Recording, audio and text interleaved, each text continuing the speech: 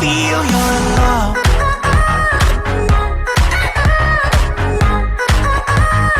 I just wanna feel you're in love. Assalamualaikum warahmatullahi wabarakatuh. Bertemu kita dalam Fin 242. So hari ni kita nak masuk chapter 1, yang mana Introduction of Financial Management. So apa yang kita nak fokus hari ni ada 4 perkara. Kita ada goals of the firm, iaitu target syarikat. Okay, function of the financial manager, tugas-tugas financial manager, risk and return relationship, and then financial market and and business organization. Right, so we will go through these 4 subtopics one by one. Okay,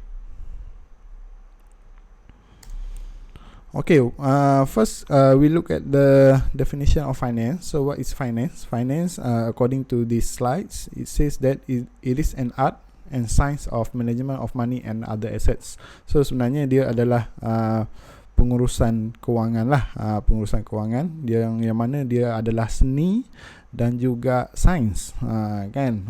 So dia bila sebut seni dengan sains ni, dia complicated sebenarnya, bukannya just easily manage macam tu lah, kan. So dia ada cara-cara dia yang sesuai lah.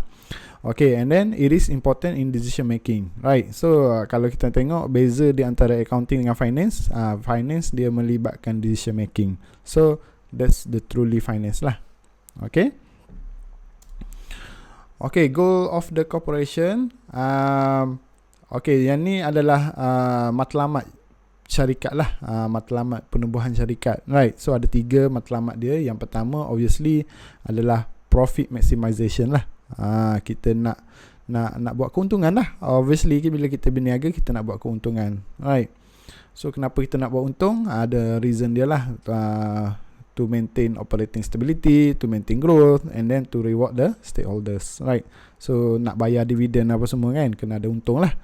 Okay, and then yang kedua, yang ni yang paling ultimate lah, dia punya goal, kan, maximization of shareholder value. Sebenarnya penubuhan syarikat ni matlamat utama dia adalah untuk mengkayakan dia punya pemegang-pemegang saham, right? Shareholder tu pemegang saham lah. Okay, so pemegang saham ni, kalau dia beli saham ni, maknanya dia nak keuntungan daripada syarikat lah. So memang tugas kita dalam syarikat, tugas kita untuk mengkayakan. So kita kena fikirlah cara macam mana nak mengkayakan kita punya pemegang saham. Pemegang saham ni sebenarnya adalah owner syarikat, owner syarikat. Okay. Next, yang ketiga adalah benefit to society. Yang ni sampingan lah. Memang biasanya kalau kita rujuk tujuan syarikat yang sebenar, memang yang 2 tadilah yang utama. Cuma yang ketiga ni dia matlamat sampingan lah. Matlamat sampingan, which is benefit to society. Okay, so memang tugas syarikat lah untuk menjaga environment, untuk memberi kemudahan kepada orang ramai, memberikan harga yang terendah, kan. And then kita bagi produk yang efisien, produk yang betul untuk customer kita. And then service pun, setengah syarikat tu dia servicing. For example hotel, right? Hotel tak jual produk, dia bukan jual, dia service lah. Dia memberi servicing, kan. So provide efficient service. So kalau kita pergi hotel pun, kita bagi pihak customer pun, kita prefer hotel yang sesuai lah dengan kita, kan. Okay, so ada 3 semua goals of the corporation. Okay, next kita nak tengok financial management function, ataupun tugas seorang finance manager lah.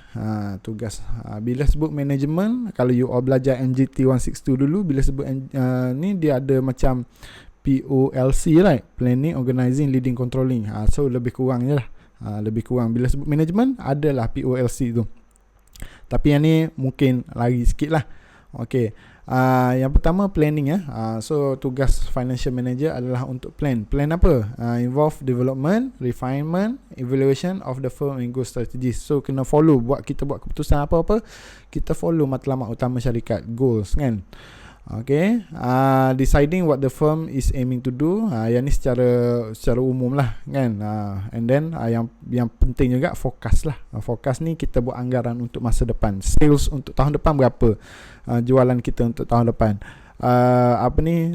anggaran bayaran interest untuk tahun depan berapa. So anggaran-anggaran yang kita buat tu kita panggil sebagai forecasting ya.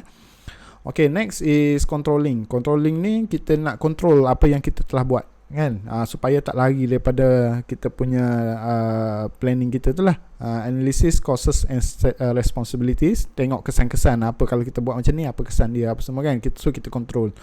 Okay, yang kedua reinforce current performance that Okay, reinforce lah. So kalau plan kita buat tu tak sampai apa yang kita plan, so kita reinforce balik kan, kita reinforce balik. Okay, and then modify and develop new strategies, supaya kita stay on track lah, senang kata, stay on track, kita control everything. Okay, and then yang ketiga adalah investment decision. Investment ni, bila sebut investment dalam syarikat ni, bukannya kita melabur, bukan. Cuma investment dalam syarikat ni berkenaan dengan pembelian aset. So duit yang kita dapat daripada pemegang saham ni dia akan bagi duit kat syarikat supaya kita beli aset, supaya kita dapat generate keuntungan lah.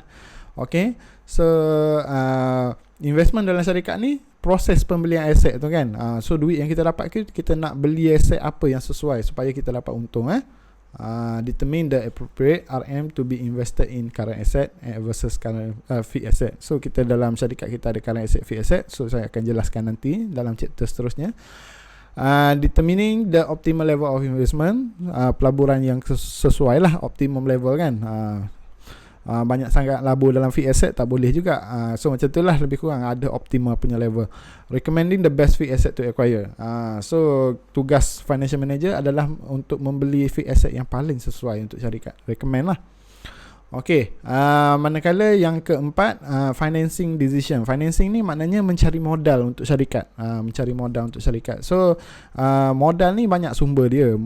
Kita boleh pinjam, kita boleh jual saham, kita boleh macam-macam lagi lah, jual preferred stock apa semua kan. So financing decision ni, macam mana kita nak pilih sumber mana yang sesuai, choosing the appropriate source of fund kan, and then determine the appropriate dividend policy. So dividend ni maksudnya pembayaran dividen lah kepada kita punya pemegang saham, right? Ni tu adalah tugas seorang financial manager lah. Okay, kalau yang ambil FIN 320 semester hadapan nanti lain pula dia punya, dia ada penambahan lagi lah in term of function of financial manager. Okay, next is risk and return relationship. So bila sebut risk and return, risk ni adalah risiko, risiko yang kita hadapi. Return ni maknanya pulangan yang kita dapat lah. So dalam finance biasanya kita sebut high risk high return. Maknanya kalau kita ambil risiko yang tinggi, samalah dia akan memberi pulangan yang tinggi. Kalau kita ambil risiko yang rendah, maknanya kita dapat pulangan yang rendah. Okay, so samalah kalau kita gambling, kita berjudi, so risiko dia tinggi. So bila risiko tinggi, pulangan pun tinggi lah, kan.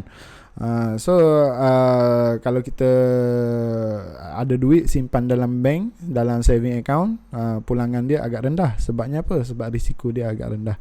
So memang dia macam tu, high risk high return, low risk low return, kan. Okay, so return tu masuk pulangan. Pulangan ni boleh jadi macam-macam lah, dalam bentuk persen pun ada, dalam bentuk ringgit pun ada, macam-macam lah kan. Okay, risk pun saya dah sebut tadi. So kita panggil high risk high return, low risk low return tu kita panggil sebagai risk and return trade off lah. Kalau kita sanggup nak ambil risiko tinggi, tak ada masalah, pulangan pun insyaAllah akan tinggi lah. Okay, manakala risk ni is unavoidable, maknanya risk ni memang kita tak boleh nak elak. Kita ada dua jenis risiko lah. Kita ada yang satu kita panggil sebagai diversifiable risk, satu lagi non-diversifiable risk. Okay, yang tu kita akan terangkan nantilah. Okay, so ada risiko boleh elak, ada risiko yang memang kita tak boleh nak elak. This one, non-diversifiable risk, nama lain dia adalah systematic risk, yang mana risiko yang unavoidable lah. Okey, tak boleh nak elak seperti yang berlaku dekat luar sana lah, harga minyak apa semua kan, political havoc macam berlaku sekarang, interest rate tak ada siapa boleh kawal. So dia akan memberi kesan kepada syarikat. Manakala unsystematic risk ni risiko yang kita boleh kawal, ataupun nama lain dia diversifiable risk. So kita boleh diverse, kita boleh pelbagaikan supaya risiko tu akan jadi kurang. Okay, risk that can be eliminated. Sebenarnya agak salah sikit lah slide ni, bukan eliminated, cuma kita dapat kurangkan, kita manage, kita boleh manage untuk kurangkan lah. Kalau kita nak eliminated terus tu rasanya impossible lah kan. For example kalau kita ada dalam syarikat kita ada pekerja yang teruk sangat ke, tak kerja, tak datang kerja ke apa semua, kita boleh buat apa? Kita boleh buang pekerja tersebut. Maknanya kita boleh bukan eliminate, kita dapat kurangkan lah. Mungkin pekerja lain lagi ada yang problem lain lagi kan. So macam tu lah lebih kurang So maknanya unsystematic risk ni risiko yang kita boleh kawal. Kita boleh kawal Okay, so yang ni tak apalah, biar dulu, tak ada apa ni. Yang ni advance sangat ni. Nak cerita lagi pun dia pun tak biasa lagi dengan term fixed deposit. Fixed deposit mungkin dia dah biasa lah. Bond, common stock ni mungkin dia tak biasa lagi lah dengan term. Okay, okay, how to manage risk. Macam mana kita nak kawal risiko melalui kepelbagaian ataupun diversification. Kita pelbagaikan. For example dalam pelaburan lah, sini dia punya fokus banyak ke arah pelaburan lah. Okay, so kalau ada term orang kata don't put all eggs in one basket. Maknanya kalau jatuh pecah semua telur tersebut, right? So maknanya put eggs tu in many basket lah.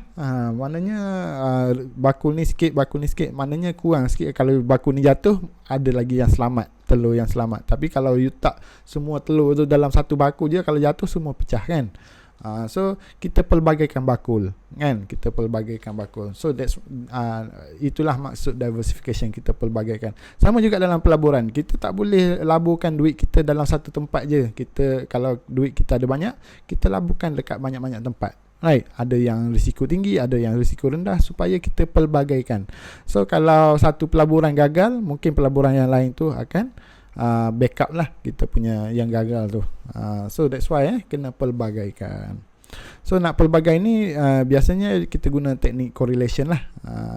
Kita nak tengok hubungan dia kan. Okay, so kalau ada dua pelaburan kan, kalau yang ni untung, yang ni pun untung dalam masa yang sama, so yang tu kita panggil sebagai positive correlation.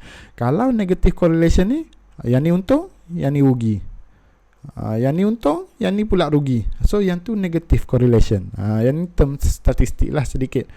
Okay, zero correlation maknanya dia tak berkait. Yang ni naik, yang ni pun naik, yang ni naik juga, yang ni pun turun, yang ni turun, yang ni turun juga, yang ni naik. So tak menentu hubungan dia. So yang tu kita panggil sebagai zero correlation. Zero correlation. Okay, forms of organisation, jenis-jenis perniagaan. Sebenarnya ada banyak, tapi kita fokus kepada tiga ni lah. Yang ni yang common lah. Kita ada sole proprietorship, kita ada partnership, kita ada corporation. Saya akan go through secara ringkas lah. Okay, sole proprietorship dulu. Sole proprietorship, nak sebut tu susah sikit. So kena biasakan lah sebut perkataan ni. Okay, sole proprietorship maknanya perniagaan milikan tunggal. Maknanya pemilik dia hanyalah seorang sahaja, right?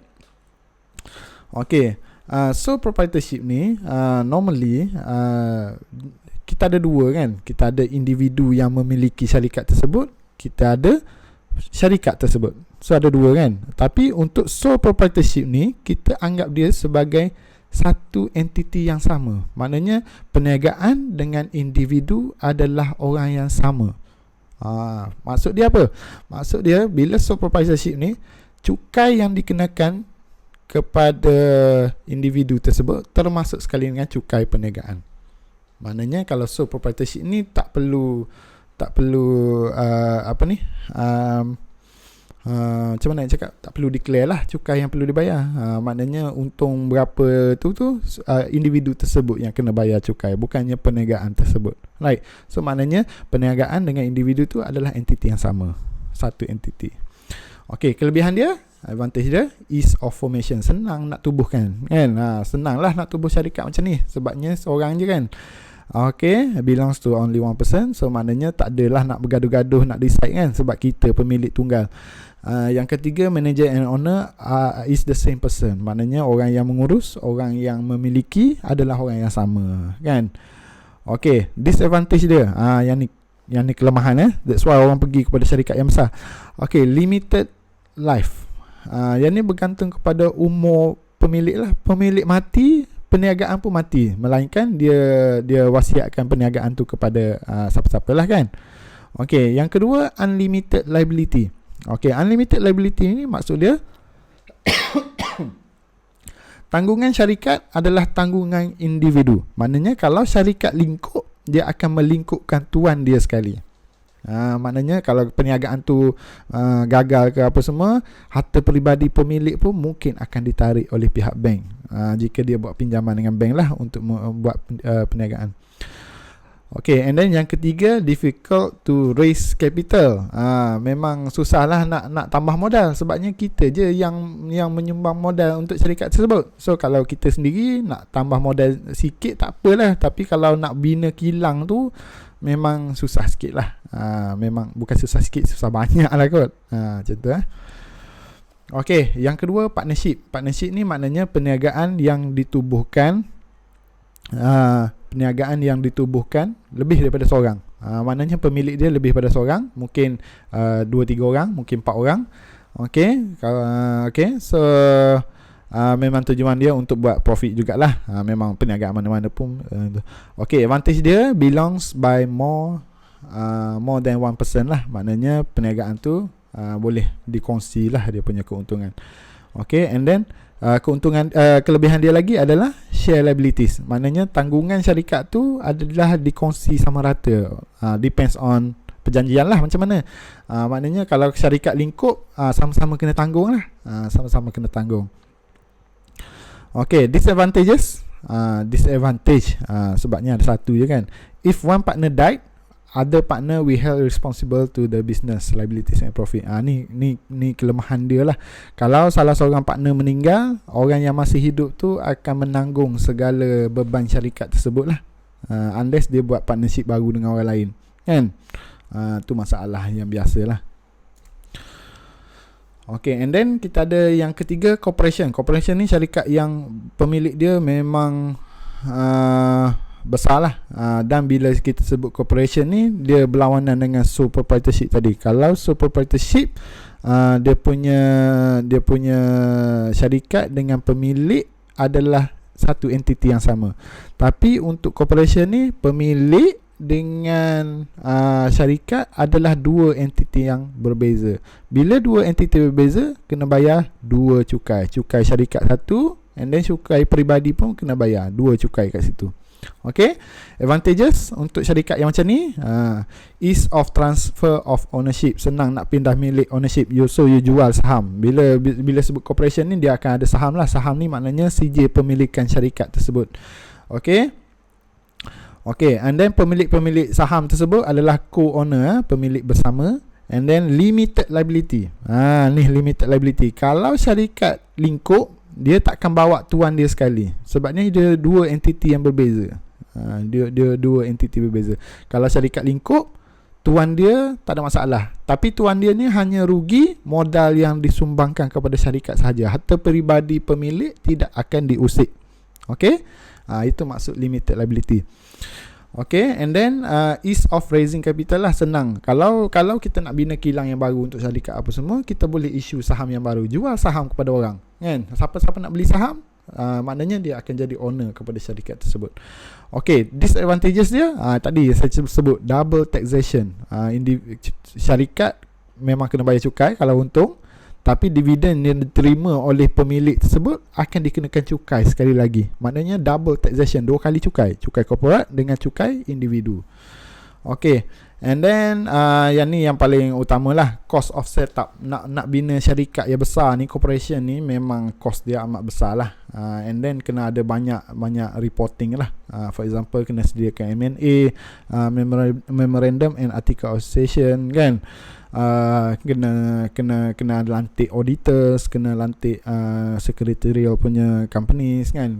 So banyak prosedur lah sikit berkenaan dengan corporation ni, sebab ia syarikat yang besar. Okay, sikit lagi. Okay, and then kita ada financial market. Financial market ni is a place to allocate financial resources. Tempat kita nak cari sumber lah. And then tempat pertemuan di antara pelabur dan peminjam. Pelabur ni adalah orang yang memiliki duit yang lebih. Maknanya dia ada duit lebih, dia tak tahu nak letak mana, dia akan melabur. Tu pelabur. Okay, peminjam ni orang yang memerlukan duit. Orang yang memerlukan duit. So dalam mana-mana society sekalipun, dia akan ada dua pihak tersebut kan. Ada pelabur, ada peminjam. For example macam kita lah kan, kalau kita ada duit lebih, kita simpan dalam bank. So simpan dalam bank tu dah kira macam pelaburan lah sebenarnya kan. Okay, and then dalam masa yang sama juga, mungkin kita nak beli kereta, cash tak mampu, so kita buat pinjaman dengan pihak bank, so kita akan jadi borrower pula kan. Okay, so financial market ni dia ada dua, satu money market and then satu capital market. Okay, so money market ni biasanya deal with instrument less than 1 year. Biasanya pelaburan yang jangka masa pendek, yang mana risiko dia amat kurang, tempoh jangka masa dia pun kurang, short, and then high liquidity. Maknanya pergerakan duit tu cepat je keluar masuk kan. So instrument such as commercial paper, NCD, so kita panggil sebagai marketable securities. Okay, manakala capital market ni adalah deal with long term securities lah, pelaburan dalam bentuk saham apa semua, bond kan. So yang tu kita panggil sebagai capital market. Okay, so that's all for chapter 1. Hopefully you can understand. Benda ni kita akan kalau you sambung next semester untuk FIN 320 nanti, so saya akan elaborate dengan lebih detail lah. So that's disebabkan FIN 242 ni hanyalah fundamental, so saya tak naklah cerita heavy sangat. Banyak benda lagi kan, berkenaan dengan syarikat, berkenaan dengan financial manager, so ada pelbagai lagi lah. Okay, so itu sahaja daripada saya. Wabillahi taufiq wal hidayah. Assalamualaikum warahmatullahi taala wabarakatuh.